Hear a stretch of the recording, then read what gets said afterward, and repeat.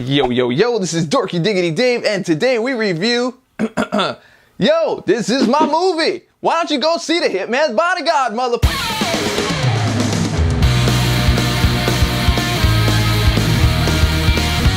Welcome back, guys. We are talking about the Hitman's Bodyguard, and you're probably thinking maybe this is like a sequel to Bodyguard with like Kevin Costner, but it's not really that at all. It's actually a lot better, so let's just get right into it. Alright, so I'm gonna admit, I watched the trailers and this looked like it wasn't really going to be any kind of good, like, at all. It was gonna be like typical type of stuff, but you know what? I was pleasantly surprised by this film. I came in thinking just cliche stuff all over the place, and we ended up with not exactly cliche, but kind of a love letter to the actors and the style that is in the movie. Like, you've got Ryan Reynolds being Ryan Reynolds, you've got Samuel L. Jackson being Samuel L. Jackson in their best roles, and Salma Hayek is actually out of characteristically pretty good. That's probably not even really words, but I'm using that description for myself. Now, what you're gonna find in this movie is not what you expect, which is why I call it surprising. This is a love story at its core. It's about friendship, it's about trust, relationships, and that really kind of set it apart. There was a surprising amount of character development and a surprising amount of comedy that actually worked. There's everything in this movie from unapologetically goriness everywhere, which I don't also think is maybe I'm just not speaking well today, but I'm keeping it in the video. Now, unapologetically gory. It's got slapstick in it, but not a lot. And when it does happen, it's pretty funny. It's hysterical. The character development is not only between Samuel L. Jackson and Ryan Reynolds' characters, it's also between everyone else and backstories.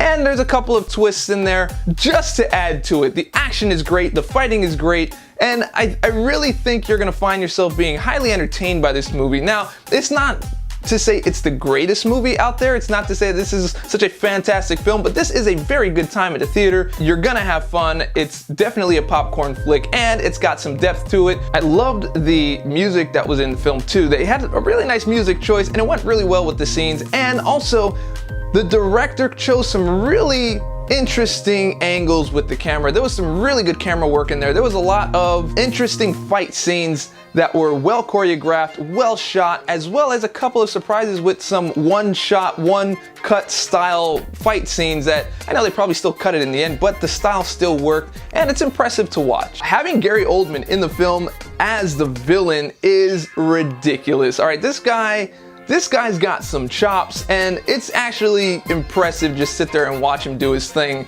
Like I said, everyone has just like a comfortable swag in the film, and Gary Oldman is no different. It's a very different type of Gary Oldman, but it works. And like, even when I was watching it, I didn't quite know it was him right away. I was just like, wow, that dude can act, bro. So for sure, that is a great aspect. Now, some will say, well, this just has Ryan Reynolds doing his thing that he does in every movie, and you have Samuel L. Jackson doing whatever he does in all of his movies, and guess what? It actually works here. This feels like these guys are just so comfortable, not only with themselves, but with the script and with the crew, that they just have fun doing what they do best. And that is really a joy to watch, and it's infectious too. So that's probably one of their mainstays.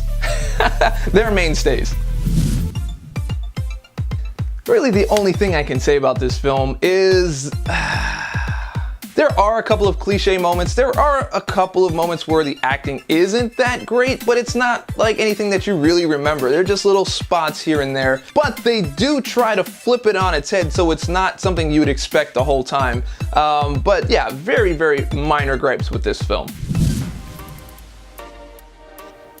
Verdict time, guys. Again, we are ditching the 5-star system, and today we are just going with a present because this movie is a surprise, and that's how I felt. So I'm rating it present.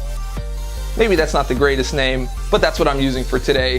So anyway, I thought it was great. I had a good time. Entertaining film. It's fun to watch, and it's fun to watch everyone doing their thing the way they do it best. So that's where I'm at. Once again, this is Dorky Diggity Dave. You just watched a review for The Hitman's Bodyguard. I hope you enjoyed it. And if you did, go ahead and click subscribe, click like, leave a comment. And if you did see the movie, go ahead and leave that comment. Let me know what you thought about it. Let me know if you saw it. Did you like it as much as I did? Did you not? Am I crazy? Am I not? I don't know. So, remember, share it with your friends, share it with your mama. All that stuff helps me out. And remember, stay dorky, and I'll catch y'all on the flip.